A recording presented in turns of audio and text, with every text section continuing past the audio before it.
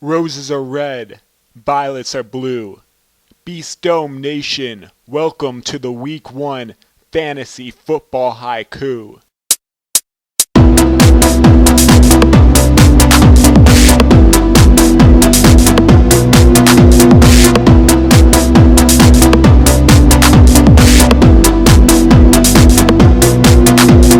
Let's start in the AFC East. The New York Jets started the season 1-0. Kellen Winslow and Stephen Hill emerged as the two fantasy receivers from the get-go. You're better off pretending that you never heard this sentence. The running game is a shame. Chris Ivory, less than 20 yards on 10 carries. Go ahead and avoid at all costs. Geno Smith made the Tampa Bay secondary look like 2012. We'll see how he can do holding off Mark Sanchez. Jets defense special teams is still waiver wire play. Don't get too excited. Josh Freeman threw that game away.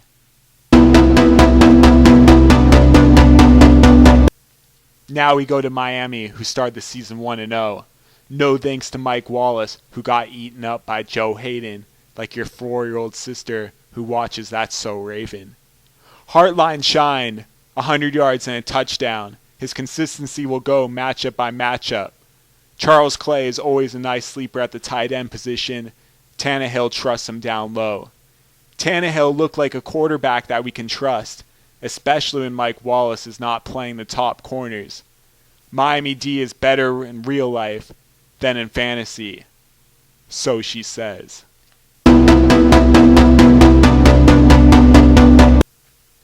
Riddle me this, riddle me that. Let's go to New England to figure out that.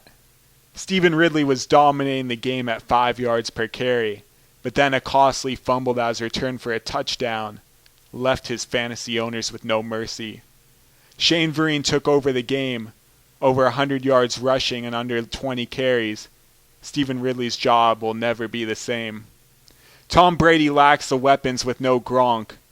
Hopefully you had Gostowski for that QBK combo strategy to save the day. Julian Edelman stole the touchdowns. Kembrell did nothing with 14 targets.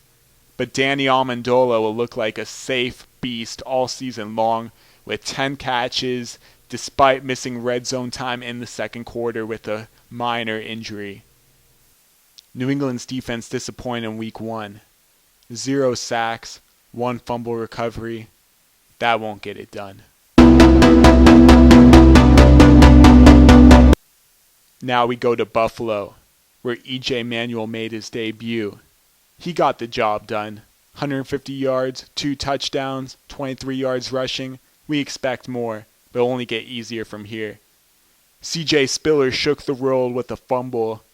Fred Jackson took the job away from him quickly, reminding us why he was one of the top fantasy running backs in 2010. Stevie Johnson and Robert Woods had their touchdowns. The yardage did lack. The Bills' defense seemed more aggressive than ever. They still have their holes. Now we go to the AFC North. The Steelers' offense is a joke. You were better off trying to bum a smoke.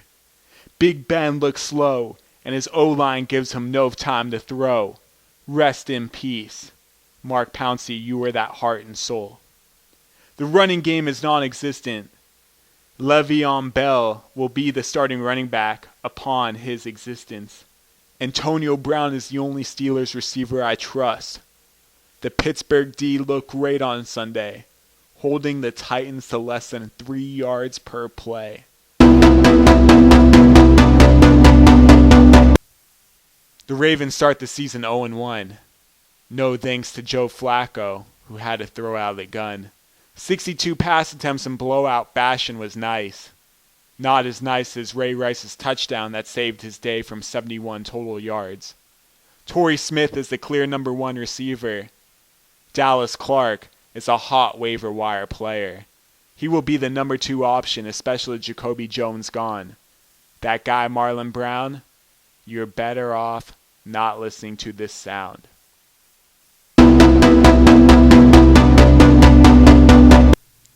The Bengals start the season 0-1. No thanks to Ben Jarvis, Green Ellis, who couldn't get it done. 14 carries, 1.8 per carry. Just put Giovanni Bernard in. What are you waiting for? And AJ Green scoring? 2 touchdowns, he made it look easy. Charles Tillman will be the toughest matchup he has all season. That is until he plays Joe Hayden. He will not be ranked number 21 again. Andy Dalton, on the other hand, he can give AJ Green a nice gift, which would be a fantasy lift. The Browns start the season 0-1. They really wish Josh Gordon was on the field for that game. Trent Richardson with his 70 total yards, that will not be the same when Josh Gordon is there to rise the secondary from the flames. Jordan Cameron was the story. He was the number 1 target, and he had the glory. 100 yards and 1 touchdown was a great game, but let's not get too excited because when Gordon's there, it will never be the same. Brandon Weeden was a quarterback for the waiver wire fires. Don't forget that, or else you'll end up in the fire. Browns defense had a hell of a game, but then again, they lost. That makes it a shame. Now we go to the AFC South, where the Jaguars will stay that way in the standings unless they make this change permanent at the quarterback position. Did not take Blaine Gabbert to figure out that he's a horrible quarterback. 6 sacks, 2 interceptions. Chad Henne made an appearance late in the game. Mojo, a.k.a. Maurice Jones-Drew, will be fine as long as Chad Henne is at the helm. Cecil Shorts, same story there. Jaguars defense. Now we go to the Colts, who start the season 1-0. Andrew Luck, 18 of 23. Colts defense could not stop the Raiders, which led Andrew Luck to save his day with a late touchdown run. Ahmad Bradshaw will eventually get the job back. Vic Ballard looked okay, but Bradshaw, they gave him that money to be there all day. Reggie Wayne was the number 1 by a long shot. T.Y. Hilton, thanks for playing. Now we go to the Titans, who start the season 1-0. This was supposed to be the CJ2K show. That was not the case as Jackie Battle stole the goal line touchdown. That's going to be a theme all season, as well as Sean Green. It ain't easy being a CJ2K machine. Jake Locker, less than 200 yards. That's what happens when you play the Steelers, who have too many decks in the cards. Speaking of cards, don't forget, Big Ben made that Titans defense look wet.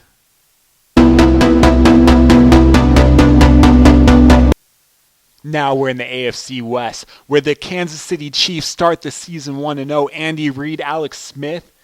You could not ask for anything better out of the get-go. Jamal Charles was a beast. No one can stop him. Unfortunately, he stopped himself by pulling him out of the game in the third quarter. The injury is nothing. Do not be concerned. He will tear it up. He will be a top 4 fantasy running back. Dwayne Bowe, on the other hand, Alex Smith did not throw him enough balls to get deep into those fantasy scoring binges. Alex Smith, on the other hand, you can leave him on the waiver wire with an arm so weak, you're better off investing in chicken wire. The Kansas City defense looked great today, but then again, the Jacksonville Jaguars, they'll do that to anyone, any day.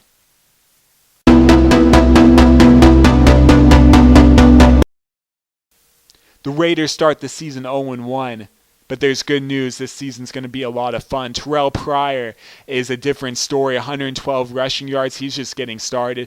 Run DMC. He'll take advantage as long as Pryor's moving those chains and creating those defense confusions.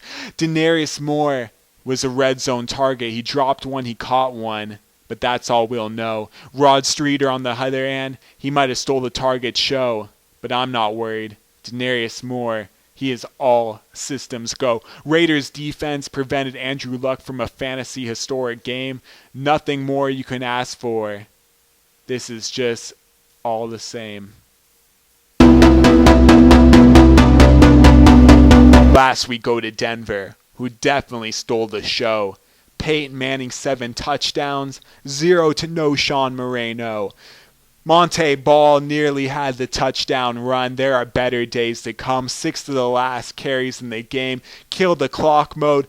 But most importantly, the trickle-down theory will come true. Peyton Manning, those 7 touchdowns, will drop down to 2. Monte Ball will pick up a few of those slacks. No Sean Moreno, get to the bench. No one wants to see that. Ronnie Hillman, you're too small. Julius Thomas, Wes Welker, Demaryius Thomas, you guys stole them all.